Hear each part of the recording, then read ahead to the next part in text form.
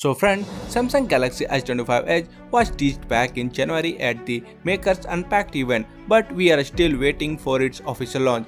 Per the most recent rumors, we should see the S25 Edge announcement on April 16, and we now have a new set of official looking renders giving us our best look at the device. The images shared by WinFuture shows the S25 Edge in its three official colors, and those are titanium jet black, titanium icy blue, and titanium silver. This suggests the frame of the phone will be made from titanium just like the S25 Ultra. Samsung may also offer online exclusive colors for the S25 Edge like it does for the other S25 series members, but we don't get any details of that. And as expected, the S25 Edge looks similar to the Galaxy S25 Plus, but it only gets dual rear-facing cameras. According to the leaks, S25 Edge will get a 200 megapixel main shooter just like the one on the Galaxy S25 Ultra. It will be paired with a 12 megapixel ultra-wide lens, and the phone is expected to feature a 6.7-inch dynamic LTPO AMOLED display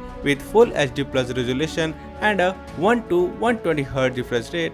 Galaxy S25 Edge is speculated to be just 5.84 mm thick and weight 162 grams, the thinnest and the lightest phone from the brand in years, and it will reportedly feature the Qualcomm Snapdragon 8 Elite for the Galaxy chipset paired with 12 GB of RAM, and expect a 3900 mAh battery, which would be the smallest cell in the S25 lineup, which is 100 mAh less than the one on the Galaxy S25. Sadly, wired charging is expected to be capped at 25 watt speed. So that's for today in this video. Thank you for watching, and for more videos like this, please subscribe to the channel and press the bell icon.